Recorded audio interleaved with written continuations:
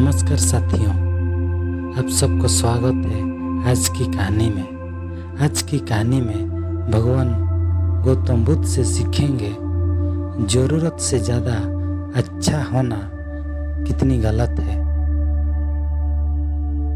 एक बार की बात है, गौतम बुद्ध अपने शिष्यों के साथ बैठे थे।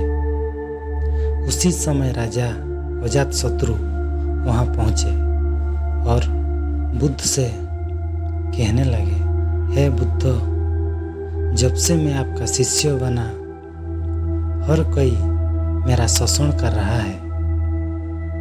शिष्य बनने से पहले सभी लोग मुझसे डरते थे, क्योंकि उस वक्त मैं बहुत कठोर था और मैं किसी को मौत की सज़ा देने से पहले एक बार भी नहीं सोचा करता था। लेकिन आपका शिष्य बनने के बाद मेरा किसी को दंड देने का मन नहीं करता और ना ही मुझे गुस्सा आता है।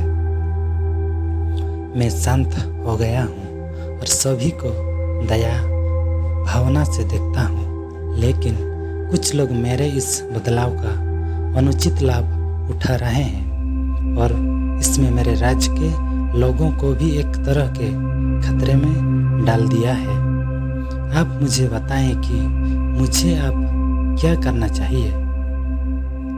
राजा अजातशत्रु की यह बात सुनकर गौतम बुद्ध उन्हें एक कहानी सुनाते हैं और कहानी कुछ इस प्रकार है। एक बड़े पेड़ के नीचे एक जहरीला सांप रहता था।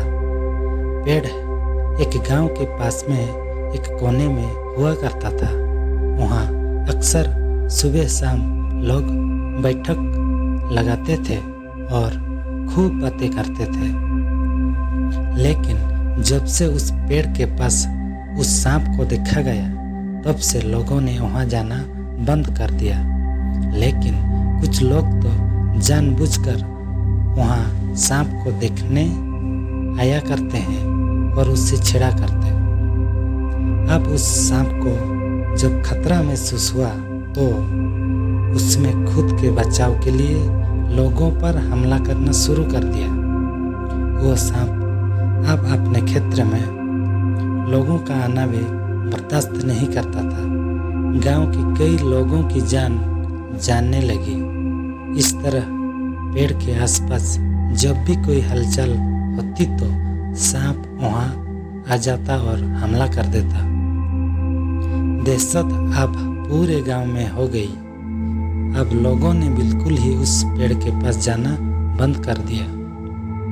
एक दिन एक साधु उस गांव से गुजर रहे थे। तभी उस साधु की नज़र उस विशाल से घने वृक्ष पर पड़ी, जिसके नीचे वो सांप रहा करता था। घने पेड़ देख साधु के मन में विचार आया कि चलो वृक्ष की इस ठंडी छांव के नीचे बैठकर कुछ देर ध्यान लगाया जाए। उस वक्त गांव के कुछ लोग अपनी गाय लेकर घर की ओर जा रहे थे। तभी उन लोगों की नज़र जब उस साधु पर पड़ी, जो कि उसी पेड़ की तरफ ही जा रहा था, तभी लोगों ने उस साधु को सांप के बारे में सावधान करते हुए कहा कि आप उस पेड़ के पास मत जाना। वहाँ एक जहरीला सांप रहता है जो जरा सी हलचल होने पर हमला कर देता है और अब तक कई लोगों को काट भी चुका है।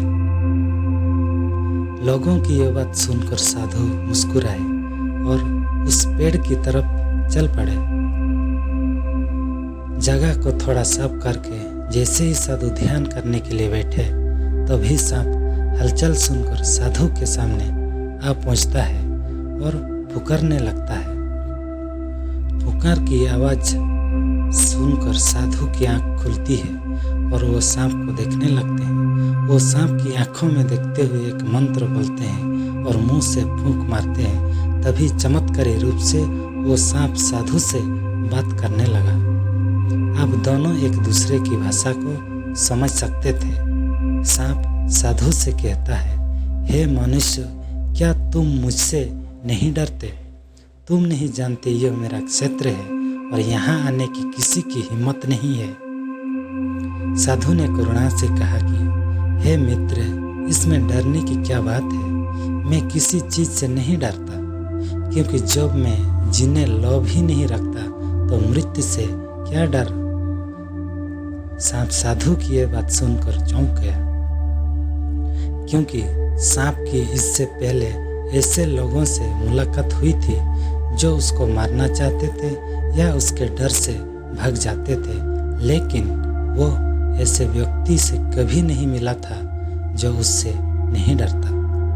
सांप साधु से इतना प्रभावित हुआ कि वो साधु के चरणों में पड़ गया और बोला, हे प्रभु, आप बिल्कुल सही कह रहे हैं। आज तक मैंने जो कुछ भी किया है अपनी जान बचाने के लिए किया है। अपने क्रोध के चलते ना जाने कितने निर्दोषों की जान भी ले ली।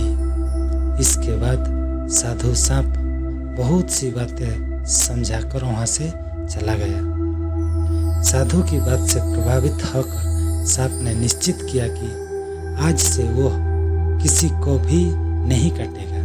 वो अपने क्रोधी स्वभाव को त्याग दिया, काटना बंद कर देता है, लेकिन इसका नतीजा उल्टा निकलता है। जब लोगों ने देखा कि सांप ने लोगों को तो काटना बंद कर दिया है, तो लोग उसका फायदा उठाने लगे। जो उससे दूर भागते थे वो उसके पास आने लगे और सांप को परेशान करने लगे। बच्चे उस पर पत्थर फेंक कर मारने लगे, जिससे सांप आए दिन हमेशा परेशान और घायल रहता था। वो बहुत दुखी था, क्योंकि वो अपने जीवन का सबसे कठिन समय बिता रहा था। एक बार वो साधु की फिर से उस गांव में आए। वो उसी पेड़ के नीचे बैठ गए। तभी साधु की नज़र जब दयनीय हालत में पड़े तो साधु ने उस सांप पर नजर पड़ी। उस सांप से पूछा कि मित्र, तुम्हारी ये हालत कैसे हो गई? तुम इतने घायल और इतनी दयनीय स्थिति में कैसे आ गए?